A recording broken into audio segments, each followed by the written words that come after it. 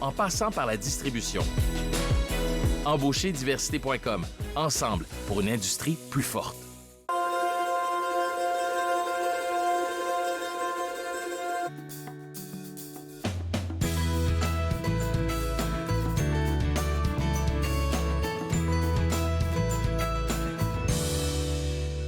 Bonjour et bienvenue à Entre nous, exclusivement sur les ondes de TV Rogers. Je suis Claude Andrea Bonny. Je me ferai un réel plaisir de passer la prochaine heure avec vous. Aujourd'hui à l'émission, on va discuter avec notre chroniqueuse Nathalie Coutou de la boutique autochtone Kewa qui va nous présenter en exclusivité l'un de ses nouveaux projets. Je vais aussi m'entretenir dans le cadre encore de nouveautés avec l'artiste, interprète et l'autrice aussi Ferline Régis que vous connaissez sûrement dans la région. Elle nous parlera de son troisième album intitulé Hier est parti. Et après ça, on va aussi discuter avec l'un des auteurs qui a participé au projet Histoire d'immigration paru aux éditions David. Et avec lui, on va discuter de son texte qui a été retenu dans ce recueil-là qui est intitulé Minorité invisible. Mais avant que tout cela ne commence, j'ai quelques informations à partager avec vous et ces informations concernent la période que nous vivons en ce moment. Je vais commencer avec des informations qui nous parviennent de la Commission de la capitale nationale et pour ne rien manquer, j'aimerais vous dire textuellement ce qui a été donné comme information, c'est que la CCN est heureuse de vous annoncer qu'elle offrira au public plus d'espace pour faire de l'exercice en réservant un tronçon de la promenade de la Reine Élisabeth entre l'avenue Fifth et la rue Somerset. Ce qui a été ouvert là, c'est vraiment pour la pratique d'activités récréatives non motorisées. Donc, ça sera les week-ends de 9h à 17h à partir du 15 janvier. Donc, à partir de ce week-end-là, vous pourriez aller sur le www.ccn-ncc.gc.ca pour pouvoir avoir le nom des tronçons qui sont ouverts et des pistes que vous pourriez utiliser pour pouvoir faire vos activités. Donc, pour les informations, encore une fois, www.ccn-ncc.gc.ca. Je vais continuer encore avec des informations qui nous parviennent cette fois-ci de la ville d'Ottawa. Et la ville aimerait informer tous les citoyens que ces installations récréatives et culturelles, notamment les complexes récréatifs, les centres communautaires, les arénas, les piscines, les théâtres, les galeries et bien d'autres affaires encore qui incluent aussi les musées, seront fermées et ces fermetures là, comme vous le savez, sont entrées en vigueur le 5 janvier et vont durer quand même 21 jours. Mais à part ça, la ville aimerait vous laisser savoir que les baignades pour les personnes ayant des besoins spéciaux sont ouvertes. Tout ce que vous avez à faire, c'est de présenter votre passeport vaccinal. Mais pour avoir toutes les informations, pour savoir les heures d'ouverture pour les baignades pour les personnes ayant des besoins spéciaux, je vais vous inviter à visiter le www.ottawa.ca. Je continue encore avec des informations qui nous viennent de la ville d'Ottawa et cette fois-ci, j'aimerais vous parler du maintien des activités récréatives extérieures. Comme vous le savez, c'est possible en respectant les règles, bien évidemment, de faire des activités récréatives à l'extérieur. Et la ville d'Ottawa en a mentionné quelques-unes. Pour plus d'informations, encore une fois, www.ottawa.ca pour avoir les informations qui vous parviennent de la ville d'Ottawa. C'est une méchante nouvelle, moi je devais dire que je vais partager avec vous pour les gens de la musique. Avant qu'on ne parte en vacances, entre nous, on a reçu des représentants de Réseau Ontario qui venaient nous parler de l'édition de Contact Ontario pour 2022. Ils étaient tellement contents de pouvoir commencer ça. Je pense que c'était le 17 janvier, si je ne me trompe pas, mais malheureusement, avec ce qu'on vit en ce moment, ça a été annulé. Mais moi, j'ai foi que Réseau Ontario a la capacité de créer des activités de manière virtuelle pour pouvoir célébrer un tant soit peu ce 30e anniversaire qui n'ont pas pu célébrer en 2021, mais en 2022, vu qu'est-ce qui est en train de se passer, déjà un Contact Ottawa n'aura pas lieu, mais je sais qu'ils sont capables de faire quelque chose. Alors, si vous voulez rester à l'affût de leurs informations, ce qu'ils vous demandent de faire, c'est vraiment de les suivre sur les réseaux sociaux. Donc, sur Facebook, c'est Réseau Ontario, tout simplement. Sur Instagram, pareil. Et puis, vous pouvez aussi les suivre sur YouTube. Donc, vous tapez juste dans la barre de recherche Réseau Ontario et vous allez avoir accès à tout ce que ils pourrait vous proposer parce que je suis sûre qu'il pourrait proposer quelque chose pour cette année-là. Et il y a les musées aussi qui sont fermés, mais vous savez que les musées de la région ici sont vraiment très préparés à toute forme d'éventualité concernant la crise sanitaire qu'on on vit en ce moment-là. Et concernant l'un des musées que j'ai reçu hier, donc le Musée canadien de la nature, ils m'ont mentionné qu'il y a beaucoup d'activités virtuelles à faire à la maison. J'en ai participé moi-même à une des activités virtuelles que j'ai vraiment appréciée. Pour avoir accès à ces activités virtuelles, là, je vous invite là à visiter le www.nature.ca et puis vous allez avoir accès à tout ce que le Musée canadien de la nature peut vous offrir virtuellement. J'en ai fini avec mes informations et j'aimerais revenir à ce qu'on a sur l'émission aujourd'hui. Comme je l'ai mentionné, on va parler avec Nathalie Coutou de la boutique autochtone Kewa d'un très beau projet qu'elle va nous présenter en exclusivité. Et tout de suite après la pause, je m'entretiens avec l'auteur Adam Berada. Vous regardez Entre nous, exclusivement sur les ondes de TV Rogers.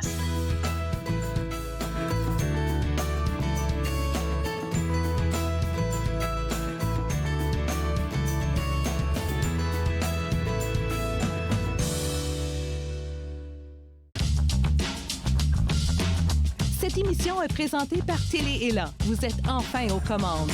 Pour en savoir plus, visitez rogers.com.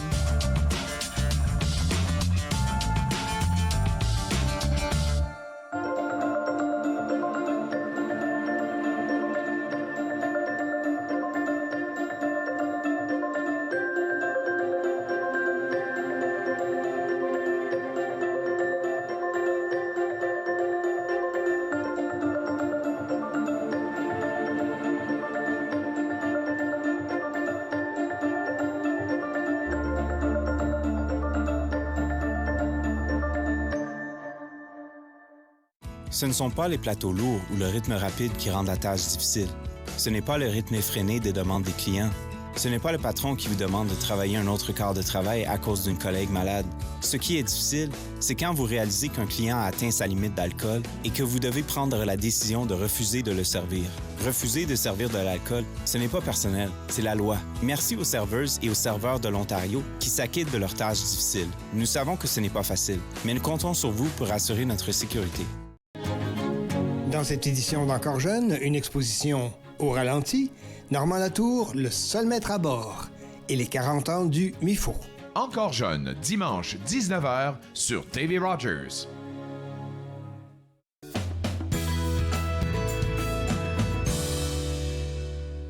De retour entre nous exclusivement sur les ondes de TV Rogers. Comme vous le savez, tout au long de cette semaine, nous recevons des auteurs du recueil Histoire d'immigration paru aux éditions David. Et aujourd'hui, c'est au tour de Adam Berada qui a écrit un texte intitulé Minorité invisible ou pas, à page 35 de ce recueil-là. Et en fait, Adam, vos écrits commencent par une question. Et la question est à partir de quel moment devient-on un immigrant? Et j'aimerais vous poser la question à vous, si je devais avoir une réponse par rapport à la question que vous avez posée dans votre écrit. Quelle serait la réponse? Bonjour. Oui, bonjour Claude Andrea, merci beaucoup de me recevoir. En fait, je dirais que c'est une réponse qui se construit au fil du temps, donc au fil du processus migratoire, je dirais. Parce que c'est un processus qui commence, comme le savent beaucoup de personnes, comme vous le savez aussi, donc bien avant l'arrivée donc sur la terre canadienne. Moi, je dirais qu'à partir d'un certain moment où on a pris ses repères, qu'on s'est construit une certaine stabilité et qu'on commence à se sentir vraiment acclimaté aussi bien à l'environnement et au rude climat aussi de ce beau pays qu'est le Canada, je pense qu'à partir de ce moment, on peut se dire que oui, l'on est devenu migrant. Mais c'est une construction qui suppose aussi un changement de mentalité, donc à travers l'expérience migratoire. Et parlons de changement de mentalité, là, comme je vous l'ai dit en entrevue, depuis ce lundi, on ne fait que recevoir des auteurs de recueil, la Histoire d'immigration. Et je pense que chacun de vous a une approche différente par rapport à son processus d'immigration, par rapport à sa vie d'immigrant. Et j'ai bien aimé vos les différents points que vous avez relevés dans vos écrits. Je vais commencer par quelque chose qu'on a tendance à oublier, mais c'est notre première interaction avec un agent administratif ou même un agent de migration, par exemple à l'aéroport. C'est quelque chose qui est souvent, c'est un couteau à double tranchant, je vais le dire comme ça. Comment vous avez vécu ça? En fait, pour moi, c'était une surprise parce que d'autres personnes m'ayant précédé dans cette aventure m'ont dit qu'il fallait prendre son mal en patience quand on arrive avec les formalités d'immigration. Donc pour moi, c'était juste une question de temps. Donc il fallait attendre qu'on nous appelle au guichet, qu'on donne certains renseignements, certains formulaires à remplir, et puis voilà. Mais il se trouve que mon expérience, comme je l'ai relaté, a été tout autre. En effet, donc après un voyage de 7 heures, j'arrive avec ma petite famille, 2 enfants en bas âge qui étaient très fatigués par le voyage. Et là, je tombe sur un monsieur, comme je l'ai dit dans le livre, il a fait un travail correctement, il n'a rien dit de répréhensible, mais c'est l'attitude elle-même c'est comme s'il me disait oui, bien sûr, vous êtes accepté par l'immigration canadienne, mais moi je vous accepte pas. C'est peut-être pas ce qu'il a pensé, bien sûr, je sais, mais peut-être que ça a été aussi exacerbé par la fatigue et la tension accumulée. Mais moi, je me disais, mais ce premier contact, on n'a pas forcément envie d'aller de l'avant. Mais c'est ça ce que je m'attendais à trouver en venant ici. Fort heureusement, on va dire, ça n'a pas vraiment déteint sur nous. Donc, pour la suite du processus, on a très vite été enchanté par la perspective d'être ici avant d'arriver donc aux petites désillusions, parce qu'il y en a forcément des points. Mais quand il nous arrive de temps en temps de repenser à ce souvenir, ce n'est pas forcément le plus agréable que l'on ait envie de relater. Voilà. Le mentionner parce que moi-même ça m'a fait me rappeler un peu, me souvenir même, je devrais dire, de ma première fois dans votre situation en septembre 2019 avec l'agence d'immigration. Parce que quand on arrive dans un autre pays, on se sent pas déjà à notre place. Ça, c'est clair, c'est normal. Parce qu'on se dit, on vient de quelque part et on arrive quelque part. Comment la personne va nous accueillir? Donc, nous-mêmes, on a notre propre anxiété. Et puis après, si on parle avec quelqu'un, un agent d'immigration dans le cas de figure, là, mais lui, il a reçu des milliers de personnes depuis le temps. Donc, souvent, on prend des affaires personnelles là, alors qu'il faut vraiment pas. Il faut vraiment pas. Non, justement, c'est ce que j'ai dit dans mon récit, c'est que, bon, parce qu'il était fatigué aussi après des heures de service, qu'il attendait juste donc que quelqu'un vienne le relayer. Mais moi, c'est le souvenir en lui-même, donc maintenant j'en ris beaucoup, il faut dire. Mais c'est vrai que sur le moment, c'était pas forcément quelque chose de très agréable. Je n'en veux pas au monsieur, ceci dit, c'était juste pour histoire donc, de relater quelque chose, comme j'ai choisi de le faire dans mes écrits, c'était plus des petites tranches de vie, des souvenirs les plus marquants, donc de notre installation ici avant d'arriver à une certaine forme de stabilité.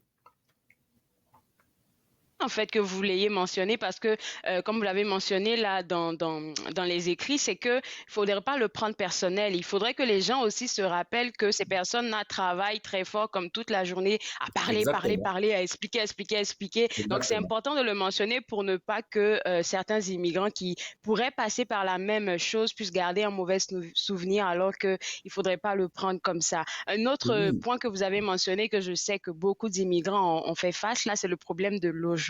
Ouf. Ça, là, je pense que c'est ça qui est un stress, surtout quand on arrive dans un pays où et puis on a des enfants avec nous. Encore si on est juste nous, les adultes, ça va. Oui, c'est vrai que quand on a des enfants, en fait, c'est pas moi, dans ma naïveté, je me disais qu'il fallait juste essayer de se renseigner un peu sur les quartiers qui nous plairaient, essayer de trouver un logement dans ces quartiers. Alors qu'en fait, c'était l'école des enfants qui conditionnait le logement, parce qu'on ne pouvait pas les envoyer dans une école qui faisait pas partie du périmètre, on va dire, donc du quartier. Donc, on a eu quand même la chance, lors de notre arrivée à Ottawa, de trouver une école francophone, donc qui nous a beaucoup plu. J'en profite pour en parler. C'est l'école Bourg, et anciennement école Centre-Nord. Et donc, on s'est trouvé quartier. Donc, du coup, on a cherché à nous établir dans ce quartier. Ça nous a pris quand même un peu de temps. Il fallait donc traîner les enfants avec nous lors des visites. alors que leurs futurs camarades, ils étaient déjà à l'école, ils avaient déjà commencé les cours, mais eux, les pauvres, ils ne pouvaient pas aller en classe tant qu'on n'avait pas trouvé ce logement. Heureusement, on a mis une semaine à trouver ce logement, et après une autre semaine pour attendre qu'il se libère. Et là, donc l'affaire du logement était terminée. Mais j'imagine que, d'après d'autres expériences donc, que l'on m'a confiées, c'est que certaines personnes si vous voulez, galérer plus, ou beaucoup plus de difficultés pour trouver le logement qui leur convienne. En tout cas, on va continuer de parler de... On va pas continuer de parler de votre expérience juste après la pause. Je vous garde avec moi. Vous regardez Entre nous exclusivement sur les ondes de TV Rogers.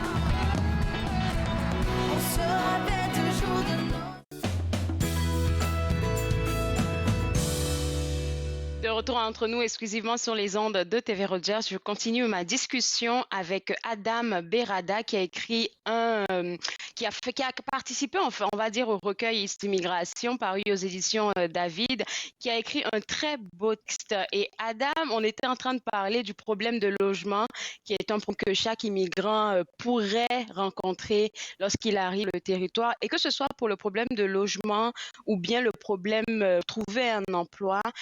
Je pense que c'est un casse-tête pour les immigrants, mais est-ce qu'on pourrait dire ensemble, vous et moi, qu'il y a des ressources disponibles ça, et que souvent les immigrants ne connaissent pas? Oui, tout à fait. Je dirais même qu'il y a énormément de ressources disponibles, qu'il y a même l'embarras du choix. Je veux dire, moi-même, avec mon épouse, donc on a sollicité ces ressources à plusieurs reprises. Et elles ont été quand même d'un grand secours, que ce soit au niveau, on va dire, des ateliers de recherche d'emploi, de formation pour revoir, par exemple, nos CV, nos résumés, qu'il fallait quand même un peu actualiser à l'aune, je dirais, donc du modèle de CV canadien. Il y a aussi des séances de coaching, de monitoring, donc qu'on a reçu aussi de la part de ces organismes. Franchement, on est bien encadré. Et c'est vrai que beaucoup de personnes ne sont pas forcément au courant quand ils arrivent que ces ressources-là existent et qu'elles permettent de rester justement, on va dire, de rester en pleine, comment dirais-je, en pleine phase, on va dire, en pleine concentration sur la recherche d'emploi. Parce que ce n'est pas évident. Une fois le problème du logement réglé, on va dire, on s'attaque forcément à celui de l'emploi. Alors, disons-le tout de suite, des emplois, il y en a. J'ai eu des opportunités très vite en arrivant, mais pas forcément dans notre secteur, on va dire, d'activité. C'est ça. Donc, et là, si on veut vraiment trouver l'emploi qui nous corresponde par rapport à notre vécu, à notre formation, à notre expérience, des fois, il faut prendre un peu son mal en patience il y a des témoignages de personnes qui ont très vite trouvé, d'autres qui ont attendu de longs mois quand même, voire plus d'une année avant. Moi, je considère que j'ai eu quand même, j'ai eu de la chance parce que j'ai réussi à trouver, pas rapidement, mais relativement à temps, on va dire, psychologiquement, parce qu'à un certain moment, psychologiquement, ça commençait quand même à se sentir. Et donc, j'ai réussi à trouver juste avant que je commence à défaillir, on va dire, intérieurement. Heureusement, ça n'a pas été le cas. Mais le comble de l'ironie, voilà, comme je l'ai dit dans le livre, j'ai trouvé mon premier emploi qui correspondait à mon expérience juste avant, le premier confinement dû à la pandémie. Ce qui fait que j'ai commencé en télétravail et que la plupart de mes collègues, je les ai rencontrés en présentiel que lorsque justement les conditions sanitaires le permettaient. Et effectivement, c'est ça que je disais. Là, j'ai eu un poignard dans le cœur quand je lisais votre partie dans le recueil. Et puis, j'ai vu que oui, enfin, il avait trouvé un travail, Monsieur Berada. Et puis, juste après, c'était le confinement. Je me suis dit, ouf, ça là, ça devait être dur. Oui. Oui et non, en fait. Oui, parce qu'il fallait quand même s'adapter à toute cette logistique de télétravail. Bien sûr, on va dire, certaines personnes, certains secteurs avaient déjà l'habitude quand même d'avoir des partenaires avec qui ils échangeaient alors qu'ils sont à des milliers de kilomètres. Ça peut nous arriver de temps à autre avec certains partenaires, mais pas tout le temps. De là à passer tout son temps donc devant l'ordinateur et d'effectuer toutes sortes de réunions devant l'écran, c'était quelque chose de nouveau. Donc, avec l'apprentissage de certains outils aussi qui ne nous étaient pas forcément familiers. Et pour le reste, au final, il fallait s'adapter. Et comme je l'ai dit, le fait d'avoir trouvé un emploi, je veux dire, ça a atténué, mais vraiment de manière très importante, tous les autres désagréments. Je voyais mes collègues à travers l'écran, donc on se parlait, on faisait connaissance. On était enfermés à la maison, mais ce n'était pas si grave que ça. En fait, le gros problème, c'est que quand il fallait sortir pour s'approvisionner en temps de pandémie, en ce temps-là, on était tellement terrorisés. Moi, par exemple, je mettais pas un masque, j'en mettais 3. Et donc, là, c'était vraiment le grand désagrément. Mais je suppose que tout le monde est un peu passé par là. La pandémie a changé nos habitudes de vie, nous a adopté à en prendre des nouvelles. Mais le principal, c'est qu'à un certain moment, tous les éléments étaient réunis pour que la stabilité due à cette expérience migratoire soit là. Et c'était le cas. Mais franchement, là, en tout cas, votre texte, là, je l'aime beaucoup. Et puis, parce que à la fin de texte, il y a un élément que vous avez ressorti que je me dis, on n'en pense pas vraiment souvent, mais c'est que l'immigration, là, en elle-même, elle éprouve la solidité des couples. Et vous avez réussi avec votre épouse à vraiment sortir votre épingle du jeu avec beaucoup de communication, de support entre vous. Oui. Je suis très chanceux de ce côté-là parce que la communication a toujours été quelque chose de très important entre moi et mon épouse. Et nos enfants, puisque à un certain moment, on était leur seul repère, puisqu'ils étaient très habitués à voir leur famille, leurs cousins, mais ici, ils ne voyaient personne. Donc, on va dire qu'on a essayé de faire en sorte que notre foyer soit notre petit paradis. De faire en sorte comme je l'ai dit, de célébrer les petites et les grandes joies, de rire chaque fois que l'on pouvait, de fêter toutes les célébrations, qu'elles soient religieuses, culturelles ou autres. Et ça, effectivement, ça nous a beaucoup rapprochés, je veux dire, par rapport au passé. Ça n'a pas été le cas de tout le monde. Comme je dis, des fois, on se parle avec d'autres connaissances et certaines personnes ont vu leur foyer durement éprouvé par l'expérience de l'immigration. D'autres ont vu leur couple carrément voler en éclats. Et donc, ce n'est pas toujours facile. Et quand on arrive ici, il faut déjà, à mon sens, qu'il y ait déjà une grande connivence et une grande solidité dans le foyer pour affronter justement les difficultés de l'expérience migratoire. Autrement, ça peut se révéler être fatal pour le foyer. Ben, écoutez, merci beaucoup. Moi, je vais inviter. On va s'arrêter là. Vous avez donné des pépites de votre propre expérience là dans votre texte. Il se trouve à la page 5 si je ne me trompe pas. Oui, c'est ça. Donc, on va inviter les gens à se procurer Histoire d'immigration aux éditions Bide. Merci beaucoup, Monsieur Berada, et j'espère vous parler, pourquoi pas, dans Merci à un vous. autre contexte. Bonne journée. Avec plaisir. Bonne journée. Au revoir. Alors, pour vous autres à la maison, j'aimerais rappeler que vous pouvez vous procurer Histoire d'immigration au www.éditiondavid.com. On va prendre une pause et juste après la pause, on va parler avec Ferline Régis qui vient nous présenter son 3e album intitulé Hier est parti. Vous regardez Entre nous, exclusivement sur les ondes de TV Rogers.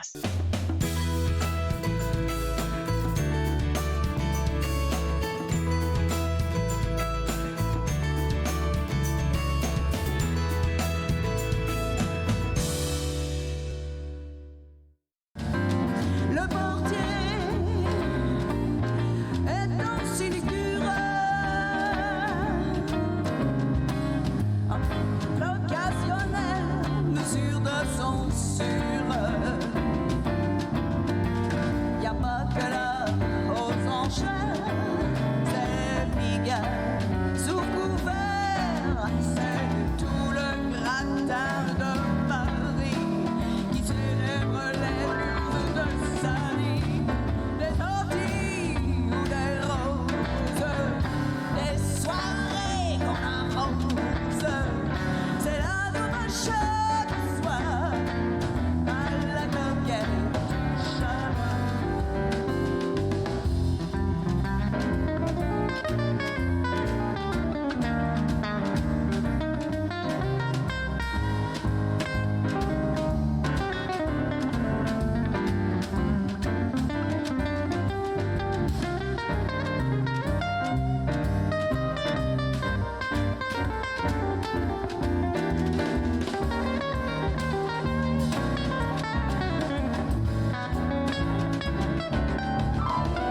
Du style pour ce viose, pour d'autres c'est pas grand chose, c'est la vie me donne et me donne.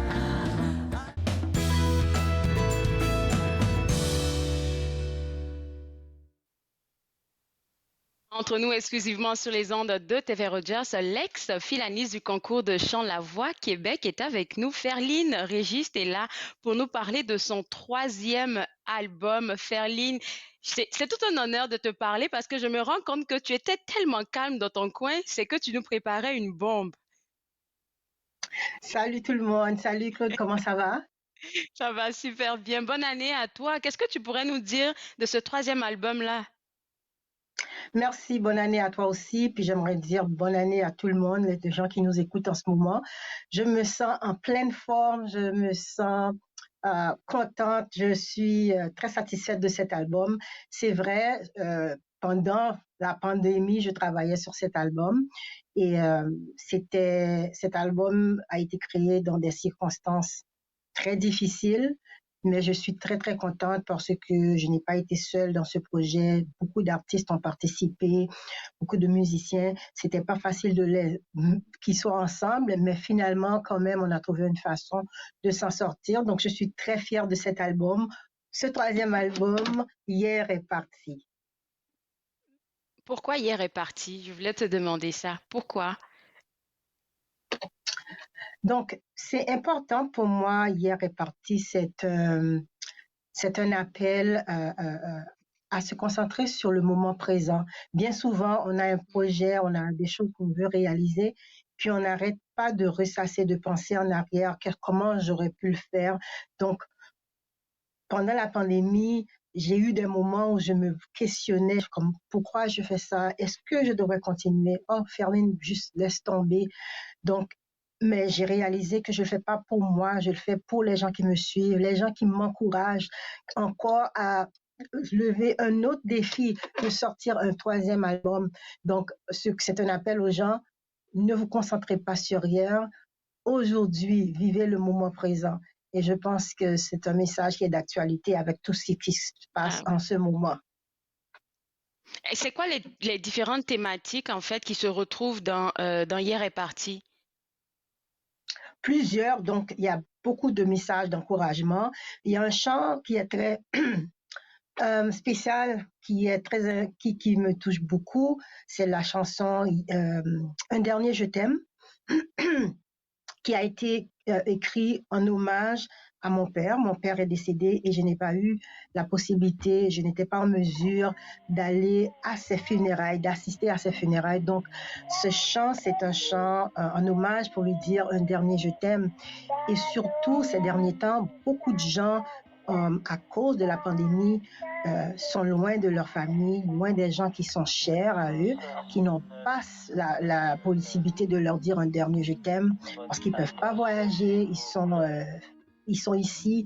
Donc, ce chant, c'est pour leur dire, les encourager à dire un dernier je t'aime. N'hésitez pas à dire je t'aime à ceux et celles que vous aimez, car vous ne savez pas. Donc, ne vous concentrez pas sur hier, mais concentrez-vous sur aujourd'hui. Donc, et de dire un dernier je t'aime aux gens, de dire nécessairement un je t'aime aux gens qui sont chers à vous. Donc, il y a un dernier je t'aime. Il y a d'autres chants aussi sur l'album. Sispan, qui a une chanson en créole qui signifie Sispan parler, arrête de parler. Également, il y a Continue ton chemin. C'est un chant d'encouragement. Surtout pendant la pandémie, il y avait avec tout ce qui s'est passé avec George Floyd, le mouvement Black Lives Matter, qui m'avait touché beaucoup. Donc, ce chant a été inspiré par ce mouvement aussi. Et je dois dire, Sispan, qui est une chanson en créole sur l'album Hier est parti, parle aussi de la mort du président d'Haïti, survenue la journée de mon anniversaire le 7 juillet. Wow. Et donc, cette chanson a été retouchée suite à cette triste nouvelle. Donc, c'est important pour moi de prêter ma voix à plusieurs causes. Et le talent, j'ai le talent, mais c'est pour les gens, c'est pour chanter, c'est pour passer un message. Donc, je suis très fière de cet album. J'invite les gens à aller l'écouter. L'album est disponible sur toutes les plateformes, Spotify, Apple, YouTube, partout. Et aussi, c'est disponible en copie physique, si vous voulez, un restaurant haïtien qui s'appelle Margot, qui se trouve sur la rue Rideau. Donc, si vous voulez avoir une copie physique et vous voulez que je vous donne une signature, donc ça me ferait plaisir. Donc, c'est ça, je suis très, très contente et très fière. Je veux remercier aussi le Conseil des arts de l'Ontario qui m'a soutenue dans ce projet. Beaucoup d'artistes qui ont participé dans ce projet. Il y a le duo Geneviève et Alain qui ont participé sur cet album.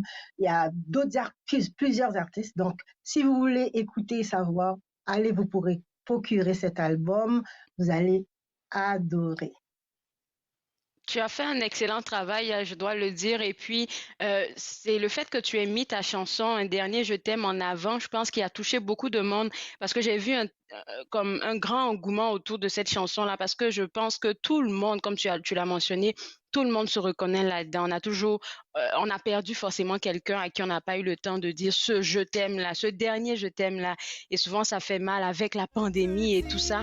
Et je pense que la majorité de tes thèmes dans ton album là nous rejoignent tous durant cette période de pandémie là. Je pense que franchement, on te doit des applaudissements. On te doit des applaudissements. Merci. Si les gens sont curieux et qui vont se voir sur tes réseaux sociaux, ils verront combien de fois tu as travaillé fort là pour arriver à ce point-là. Et est-ce que tu as eu des retours depuis le 18 décembre, là, depuis le lancement aujourd'hui? Absolument, j'ai eu beaucoup de mots d'encouragement, beaucoup de félicitations. Merci énormément. Comme je dis, je ne suis pas seule. J'ai une équipe qui a travaillé avec moi, des musiciens formidables.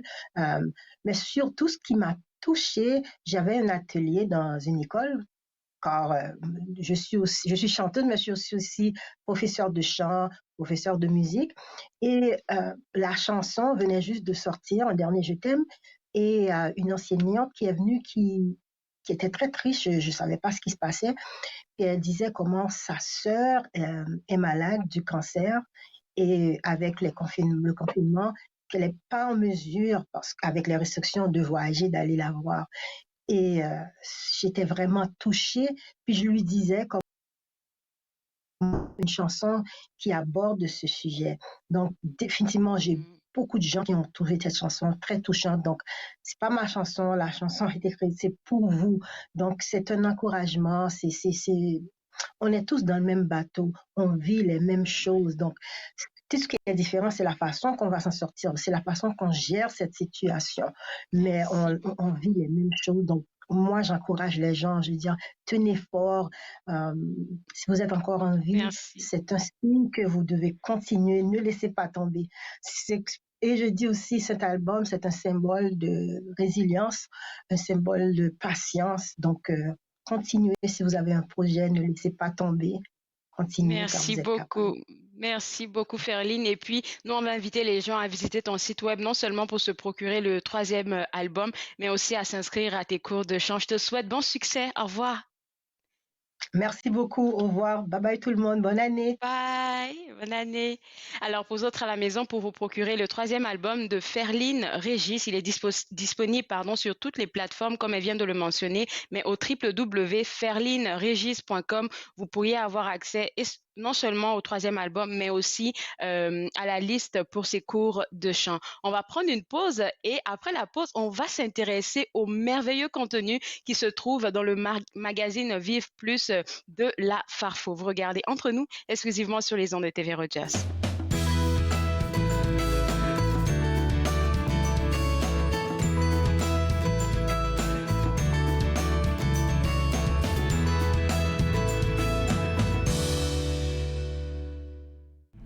Le doigt troué de ta tanière, l'eau rouillée que l'on boit et les mensonges que l'on croit. Le beau bruit mort de notre baseau, le parfum sale des égaux, la triste plainte d'un vieux loup, les larmes d'un faux, les yeux malins d'un vieux matelot.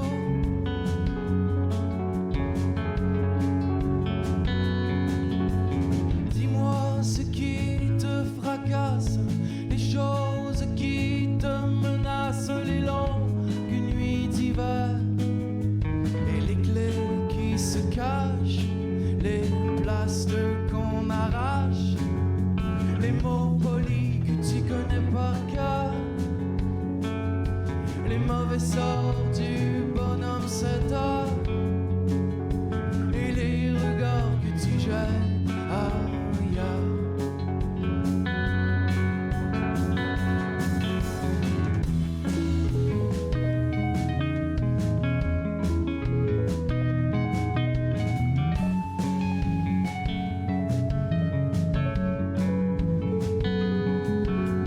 Dis-moi comment tout s'efface, trouver la force.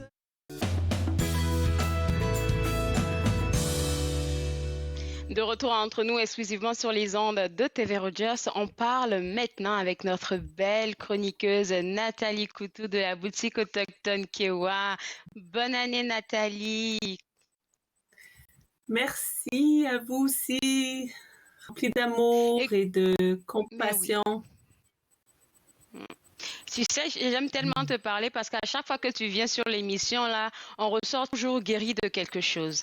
Donc aujourd'hui, là, on va commencer par parler du solstice d'hiver. Tu as dit que tu voulais nous entretenir à ce sujet-là d'un point de vue traditionnel.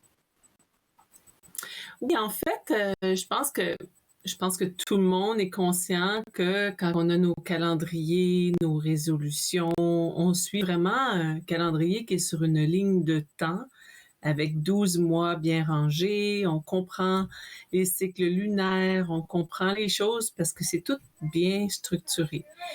Mais si on enlève le calendrier linéaire basé sur le système des mois, puis qu'on retourne au calendrier lunaire, c'est beaucoup plus circulaire, beaucoup plus cyclique, beaucoup plus permissif de suivre les saisons avec le rythme naturel. Par exemple, je donne un petit exemple. Au printemps, moi, j'avais demandé à mon grand-papa, tu sais, j'ai mon calendrier de 12 mois qui est ouvert, mes enfants, puis toute la logistique de l'entreprise, puis je veux aller le voir. Je dis, c'est quand que on peut aller te voir pour faire... Il me dit, ben, les érables vont nous le dire. Ouf! Ça marche pas avec mon calendrier, ça. Fait que ça m'a aidé à mieux comprendre la relation avec la nature va nous le dire. La nature. C'est elle, la grande mère de nous tous. C'est elle qui nous dit les choses. C'est elle qui nous amène vers l'instant qu'on appelle l'hiver. Puis, tu sais, au niveau traditionnel, cette pause qu'on a pendant l'hiver, ça nous ramène à l'intérieur de notre propre tanière. Puis c'était pourquoi je parlais du solstice, Claude Andrea, c'est qu'au solstice, c'est là où on a tout recueilli choses pour notre grand hiver. C'est là où, techniquement, on rentre dans une opportunité de transférer nos connaissances à la prochaine génération, de partager nos histoires, notre patrimoine, de parler de nos grands-parents, la famille élargie. Puis tu sais, là, on parle de bulles, puis d'éclosion, puis on pourrait parler aussi d'introspection, de temps pour honorer. C'est ces moments-là qui sont faits des moments privilégiés où est-ce que la nature nous le dit. Prenez le temps d'accueillir, prenons le temps de célébrer ce moment-là qui commence au solstice, où est-ce que c'est le retour de la lumière, hein, les journées vont rallonger tranquillement, puis on va se rendre vers la saison prochaine. Ça, c'est magnifique. Fait que de se rappeler de tout ça, de se rappeler que c'est le temps de faire du ménage dans notre fort intérieur. Je vous amène dans mon bureau aujourd'hui là, pour m'inspirer. Je vous amène dans ma tanière intellectuelle. Parce que j'ai envie de faire du ménage moi aussi. Fait que je suis pas à l'abri de tout ça. Mais je me dis que quand on l'exprime, quand on le partage, force de le réaliser parce qu'on se dit « Oh, j'en ai parlé. » Tu sais, il n'y a plus de cachette, là. Fait que je vous amène dans mon processus. C'est tellement vrai qu'est-ce que tu dis là, parce qu'il y a deux choses que je retiens dans ce beau partage que tu viens de faire. La première des choses, c'est souvent d'oublier un peu le calendaire qu'on a là, en tout cas le 12 mois là, parce que finalement, on n'a aucun contrôle avec la crise sanitaire qu'on vit là. On a fait plein de planifications pour les 12 prochains mois, mais on se rend compte qu'on est obligé de faire une pause. Parce que voilà, on a une crise sanitaire. Et puis, si on regarde, comme tu l'as dit, pas seulement au calendrier, mais aussi à la nature, c'est ici au Canada, moi, que j'ai appris que quand il y a une pleine lune, ça fait remonter des émotions. Et j'ai prêté attention à ça. Et à plus de 2 fois, j'ai remarqué que oui, quand il y avait des pleines lunes, dans mon intérieur, là, il y avait comme des questionnements énormes qui me lâchaient pas pendant 2-3 jours. Puis c'est comme ça que j'ai compris qu'il faut prendre une pause et puis faire cette introspection, là, comme tu le dis, surtout en ce moment qu'on vit, là. On est en confinement, on est à la maison. Il faudrait pas s'en plaindre. Mais on n'est pas obligé de le vivre de cette façon-là. Tu sais, comme on a la chance d'avoir un toit, d'avoir de la chaleur, d'avoir soit des étoiles à bois, un système de chauffage. Je veux dire, là où on a une chance, c'est qu'on est à l'abri. Là où on a un défi, c'est que comme on est à l'abri, on perd le lien à la terre, on perd le lien à la nature, on perd le lien à notre nature. Donc, il faut emmener notre chance dehors. Aller mettre des gros chapeaux poilus, des mitaines, des choses qui vous réchauffent, là, puis amener cette énergie-là pour vous émerveiller devant un flocon de vent, la lumière qui reflète sur la petite feuille que l'écureuil est en train d'emmagasiner pour amener dans son nid. Peu importe. Mais c'est de toujours voir ces choses-là avec les yeux du cœur, de notre fort intérieur, puis de l'amener dans notre quotidien où est-ce que on est en contrôle de ça. Vivons-le pleinement, puis avec aussi beaucoup de grâce. Puis, tu sais, on entend beaucoup dernièrement dans le langage des gens des mots qui, avant, on n'avait pas de définition tellement, on n'avait pas besoin. Bienveillance, résilience. Là, c'est partout. Oui, c'est vrai, c'est très vrai. Puis on pensait qu'on était unique là-dedans. On se rend compte que non. Mais on est peuple de la terre. Puis tu sais, à travers les arts, à travers la culture, la musique, les chants, voyons, cuisiner. Toutes ces choses-là, c'est des façons de transformer l'intention en quelque chose de concret puis réel. C'est des petits projets qui nous amènent à bien prendre soin de qu'est-ce que c'est pour nous un quotidien. Tu sais, les gens font des résolutions au 1er janvier, mais peut-être de dire, ben, au lieu de faire une résolution au 1er janvier, on pourrait se dire, ben, à chaque pleine lune, qu'est-ce qui m'amène de la gratitude à moi, avec mon lien à la Terre, avec mon lien avec la Terre-Mère? Puis ce qui est, c'est que la Lune est en lien avec toutes les connaissances ancestrales maternelles. Et le Soleil, avec tout ce qui est les connaissances ancestrales paternelles. Donc, tout ce qui est homme, tout ce qui est feu. Alors, tout ce qui est dans le jour, tout ce qui est vraiment comme très présent. Mais la femme, elle, c'est pendant le soir, pendant la nuit, pendant que on doit prendre soin de tout ce qu'on veut ramener au nouveau jour. Fait qu'on a un lien, nous, grâce à nos lunes, avec la lune, avec la nature qui nous est propre. Vous savez, quand j'avais assisté une fois à une activité de mieux-être, puis vraiment intéressant, que c'était une grand-maman autochtone qui disait que dans l'approche holistique, quand quelqu'un va pas bien, d'abord, si c'est une femme, on va lui demander est-ce que son cycle lunaire est décalé avec la nature de la vie ou pas. Puis il y a énormément de réponses là-dedans. Quand on pense à le Dépôt-PA, qui est une injection pour pas avoir de période, pour pouvoir avoir une vie sexuelle active, tu dis attention avec qu'est-ce qu'on s'impose. Puis il faut faire vraiment le ménage. Hein. Il faut se garder naturel avec notre environnement, puis pouvoir vraiment célébrer justement ce flot d'émotions-là qui est nécessaire à la survivance.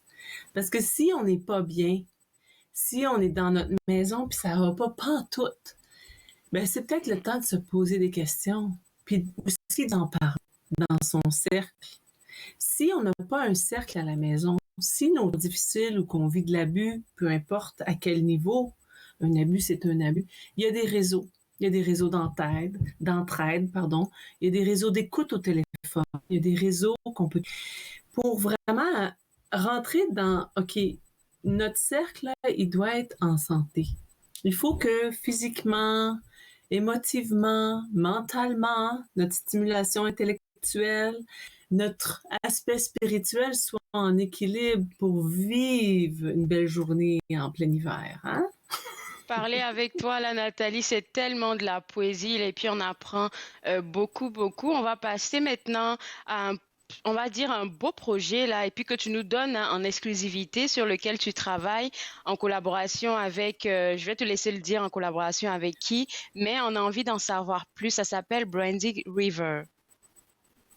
En fait, ça s'appelle River et puis le projet s'appelle River, donc rivière. Et c'est un projet qui est assez particulier parce que c'est deux membres de ma communauté où j'habite à Wakefield, Rita Jane et Nadia Ross, qui m'ont contactée par les voies du monde virtuel, n'est-ce pas, en plein été. Puis là, j'étais comme à la bienveillance, à la résilience, ou pas en tout cas, j'étais à l'accueil à la clientèle, puis je me suis dit ça, puis ça a passé. Finalement, elles renchérissent. Et écoute, Nathalie, est-ce que ça t'intéresse toujours? Va voir le lien. Puis finalement, ça a passé. Puis là, je me dis, non, je suis pas fiable. Hein? Fait que là, on commence à avoir plein de doutes puis de choses qui s'enracinent. Mais là, ce qui est beau dans travailler en cercle, une gestion circulaire entre des gens d'une communauté, c'est relancer. C'est ce qu'elles ont fait. Elles ont dit, écoute, Nathalie, si c'est pas possible, donc la bienveillance. Si ce n'est pas possible pour toi, on pourrait te reporter à l'hiver. Oh! Alors là, c'est devenu tout possible. J'ai dit oui. Et puis, ben voilà.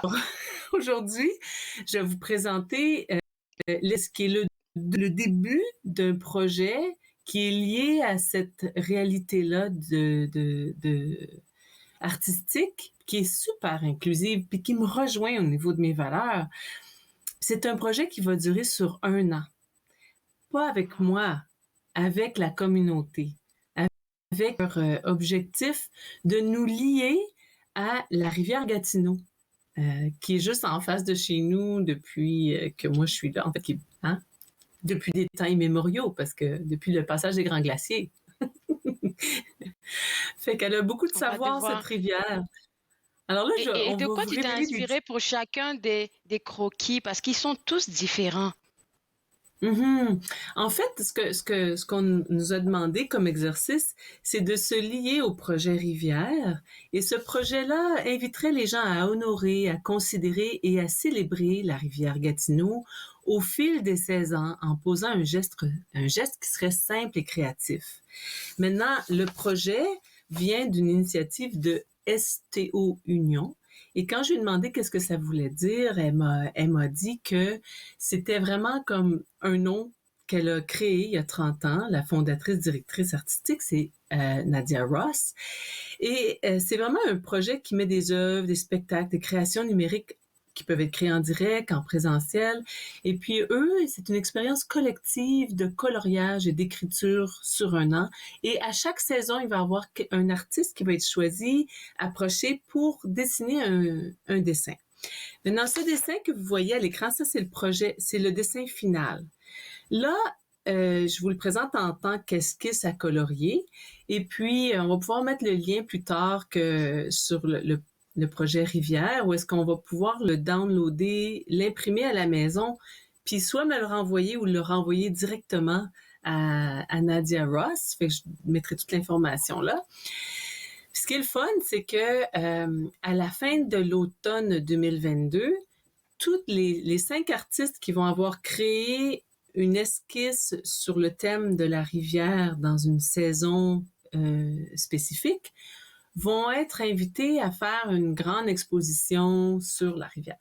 Fait que, au fur et à mesure du temps, ça va être quelque chose qu'on va vous dévoiler là, petit à petit. Puis sur les images que vous avez vues à l'écran, ce que j'ai voulu faire, c'est mettre un peu l'emphase sur un moment donné. Si vous regardez à l'avant-plan, là, il y a une maman qui tresse les cheveux de son enfant.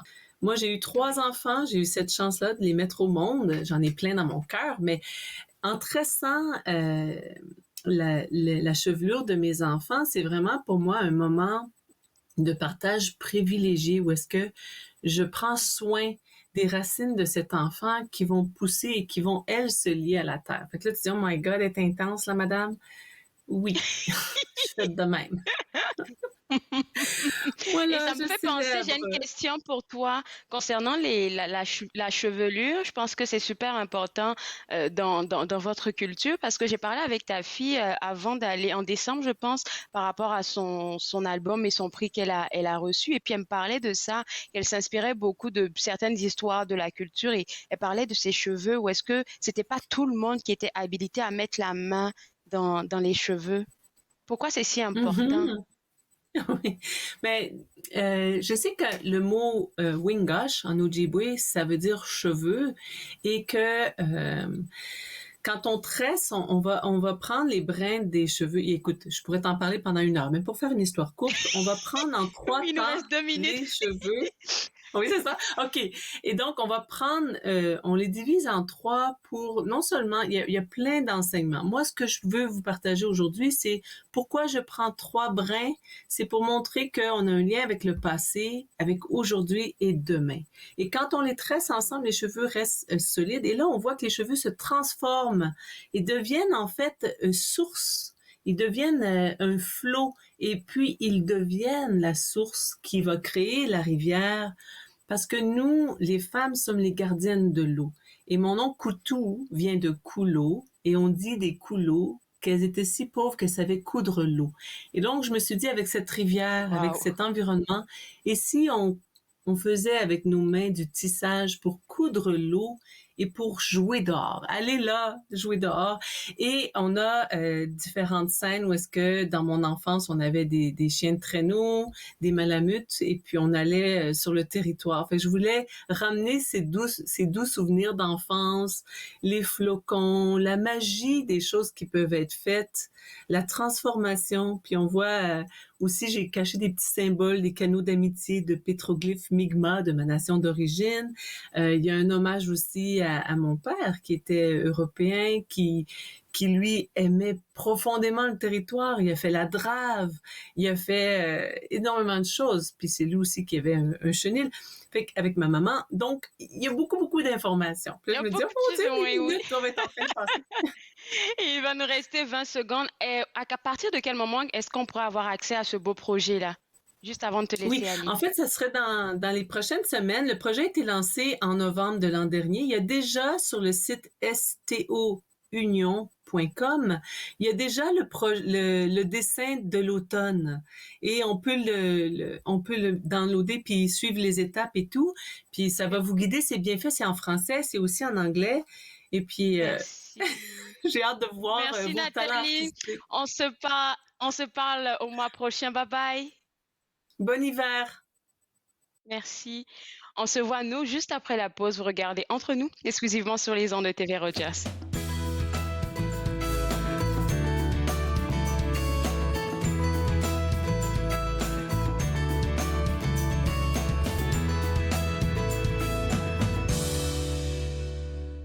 Ignorer le racisme, c'est s'ignorer soi-même.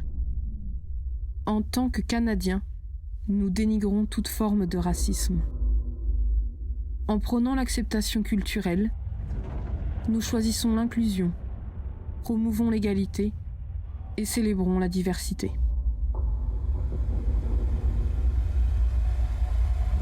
Choisissons la santé, pas la haine. À la prochaine émission de Vivre Ensemble, j'ai le plaisir de rencontrer Mme Jocelyne Constant. Elle aura le temps de nous parler de sa vision et de son parcours et surtout du Vivre Ensemble. C'est un rendez-vous. Vivre Ensemble, lundi 19h sur TV Rogers. Ici Jacqueline Pelletier. Lors de notre prochaine émission, je parlerai avec Virginie Lépine qui est thanatopractrice. Elle nous racontera comment, aujourd'hui, il y a de plus en plus de femmes et des jeunes femmes dans les diverses professions des services funéraires. Le deuil fait partie de la vie. Parlons-en. Parlons-en, dimanche 19h30 sur TV Rogers. Tout est secondaire, alors c'est pas des couleurs criantes. Le peintre des 4 saisons, mercredi 19h30 sur TV Rogers.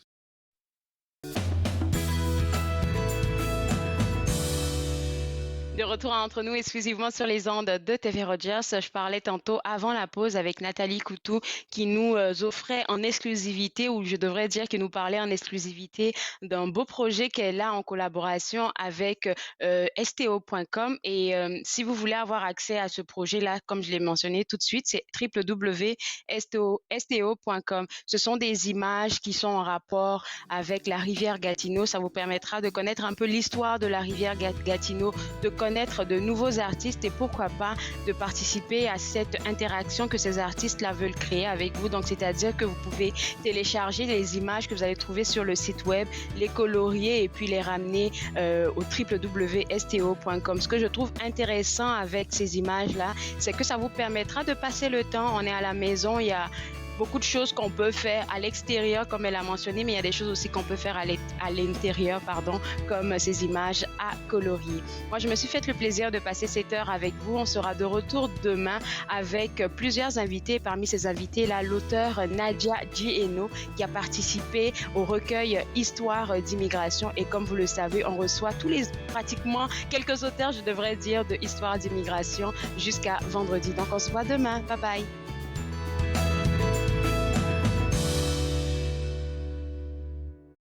Faites-nous part de vos commentaires en composant le 613-521-2323 par courriel sur Facebook et Twitter.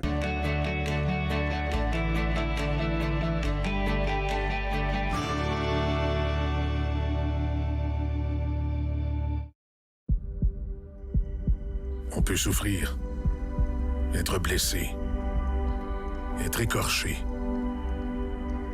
ralenti, désemparé, même paralysé.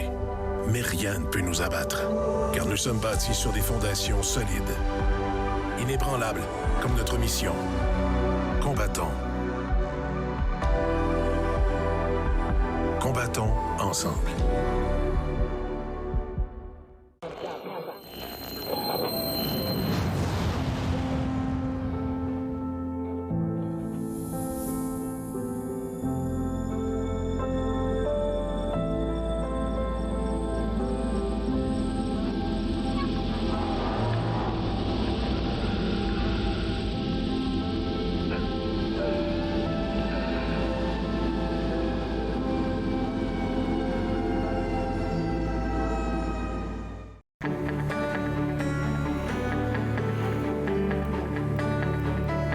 Regardez TV Rogers, Ottawa.